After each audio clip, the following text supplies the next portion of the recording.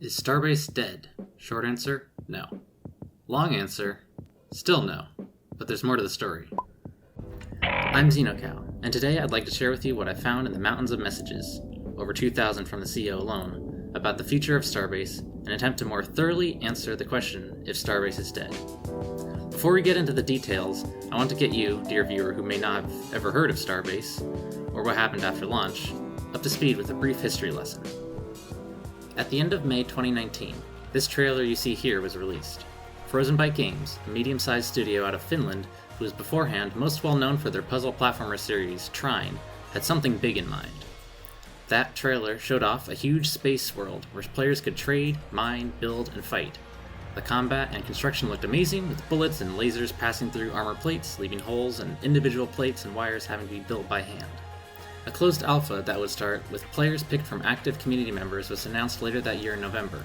Later, after that, a several-month-long scavenger hunt resulting in finding of a countdown timer until the launch of the closed alpha took place. Secrets were hidden in videos, and the community got together to figure out the secrets. Check out Fingal and Doggy's video on the secrets to get an idea of how that looked. I got into the closed alpha in June of 2020, 1 month after it had begun. At that time, the game was still pretty small. Patches were frequent, bugs common, players in the game were passionate, and the players not in the game were eager to join in. It was a good time for the game and its community. After a year of closed alpha, a roadmap was released, alongside an announcement of the open alpha in June.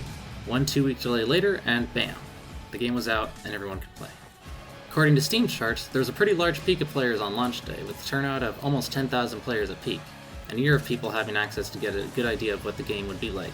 You'd think it'd be only up from there, right? I don't know about you, but that's an awful lot of red there. One could speculate about what exactly caused players to drop off so quickly, but one thing is for sure. The decision to have the game have a huge unplayer-tested update on public release was a big contributor.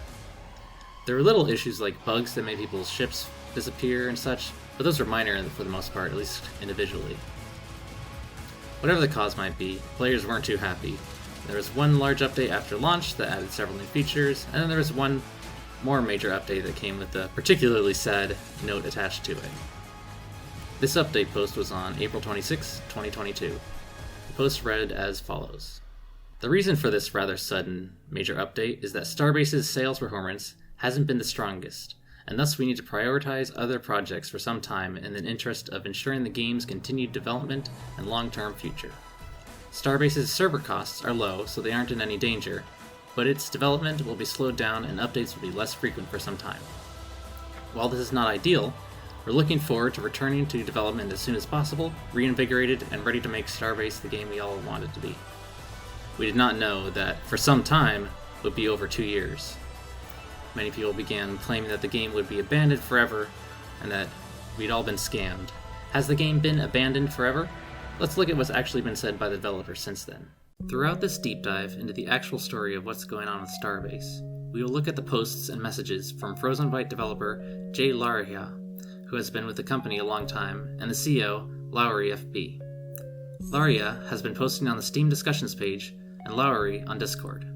Before getting into the nitty-gritty of the development progress, I think it is important to show how the developers have addressed questions about funding and investment. The first response comes from Laria with respect to a question about the game being, quote, fully funded. He says that there may have been a miscommunication about the actual state of funding and that no game is fully funded until it's released, especially in the case of a years-long project like Starbase. He then goes on to say that what probably should have been said was that we are not worried about funding. The next post comes almost a month later, also from Laria. He mentions how the internal roadmap was just about the same as the public one, so they could see that they were getting behind. He then goes on to say how their projections for how long development would take to get a solid gameplay loop working were overly optimistic. He then later says that he doesn't know how long the development could have continued for, even if a significant portion of the team was fired, but then later be rehired after the 1.0 release. He speculates that maybe a few more months could have been earned this way, but not much more. The next day, when asked about if there are or are not investors, Laria points out that the word investor may include loans from a bank too, that the main point is that there was not enough money to continue the same pace of development. In response to more questions about the roadmap and funds secured, Laria points out that the nuance of the money problem wasn't so much about not having access to the money, but that the company was overly optimistic in how long the development time would take. Additionally, he addresses that there was clearly miscommunication about the actual money situation to customers. Lastly, in this post, he says that the early access sales didn't actually matter too much and that that was an intended part of the development and funding plan. This last statement does seem to go against the announcement of the pausing of development, which says that the pause was due to Starbase's sales performance not being the strongest. This may just be part of the aforementioned miscommunication, though. Finally, with respect to funding, Lowry, the CEO, said that the game is not abandoned, but due to funding challenges, there's a major slowdown with the development at the moment. Now, let us get back to the more pressing matter. What has been said about the actual development status of the game? When did development resume, and in what capacity? What kind of time frame should we expect to see any results of this development? To begin, how long had Starbase been in development before launch? Laria says that it was about 5 or 6 years in full swing, meaning that there was probably some work, maybe just concept art and brainstorming, before then. About 4 months after the announcement of the development pause, Laria said that there would be only a couple people working on Starbase in a very infrequent matter. He also says that the development break would be rather long. The next month, Lowry said that they were slowly ramping up activities. We found out a couple weeks later that only major bugs were being worked on. This is in line with what we have seen since the pause. After the final major update, there have been 9 hotfix patches. 2 patches did add items, one the minigun and the other a smaller version of the ship-mounted rocket launcher, with the most recent patch being on May 23, 2023. Lowry said near the end of 2022 that there would need to be 2 to 3 years of active development to get the game to a 1.0 state. This is going to take some patience from players and good communication from the devs to navigate well. At the beginning of 2023, there was still nobody committed to working on Starbase. There were, as the patches show, people working from time to time, but nobody working full-time. In February of last year, Lowry said that they had a plan for how to get back into development, and that they will make announcements once they have more concrete plans. More on this announcement in just a little bit. He also importantly addresses that Frozen Byte is aware that they only have one shot left at this, and that another mess-up would mean the end of Starbase. Still no development in April. However, Laria said in August of last year that there was a 2-person team working on Starbase, so development seems to have resumed, very slowly mind you, around then. In line with that, in September, Laria reported that there was more developer communications than the past couple months combined about Starbase. The ramp-up continued. Our first hint of news was said to be coming between October of last year and January of this year, and we did get some hints at features and design concepts in that time frame. I'll briefly address those in the next section, but features are not the focus of this video. At the very end of last year, Lowry gave a hint at when an announcement will be made. He said it would be in 3 to 4 months, so very likely April-ish. Repeats this April time again twice more. And, most recently, we were told how long we should expect to wait after the announcement, until we can get our hands on anything new.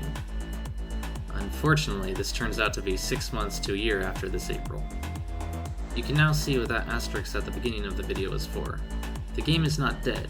There are people actively working on it, if only a handful. However, we are going to have to wait until at least October until we can play anything. But it might be until next April, so it's going to take a lot of time. And that's okay, but it is disappointing for those of us who want to play now with any new features. Speaking of features, what are some of the features teased so far? There are too many screenshots to bother you with, so I'll just list what I've seen in a more concise way. I will show the top 3 issues that Lowry wants the patch to address. He wants to reduce the cost of loss, reduce time spent doing nothing, and increase interactions between players. He later says how the main goal of the plans are to increase positive interactions between players, and says that positive interactions can mean PvP too. Now here are some of the features hinted at. Map, maybe fleet control. This should help with all sorts of things since the current, even best navigation methods are very limited. Small ship warp or fast travel. We actually were given a screenshot showing a UI in the corner of the screen that shows this. Some kind of radar, maybe tracking heat or warp signature. Siege. This is the attacking and capture of stations and capital ships. It's already in the test server, so I expect it'll be one of the first things to come out. Incentive for companies to keep solo players around to gain some income, but not tax. Lowry is very clear about the incentive not being a tax, but something else, maybe more abstract. A cosmetics shop with real money, but only for looks and not pay to win and tied to your account. This should help to provide the game with some funding while it is at a slow state of development. Maybe you can pay a couple artists. Safe zone decay. This is so that stations need some kind of upkeep. Wealth sinks. He frequently talks about how companies will want to take on huge risks to gain huge rewards, and that these risks will put a lot of wealth at stake and help move the economy by burning through wealth. So there you have it. Starbase is not dead in the long term, but we still have to wait. We can expect to hear some big news by the end of next month, and to have something in our hands in about 6 to 12 months after that. I will cover both events when they happen. The update sounds like it's going to upend a lot of how the game currently works, and the new development path is going to involve a return to an alpha mindset. This is all good news, albeit requiring some patience to appreciate. That's all for now. See you in the next video, so don't forget to unsubscribe and dislike this video. This was XenoCow, signing off.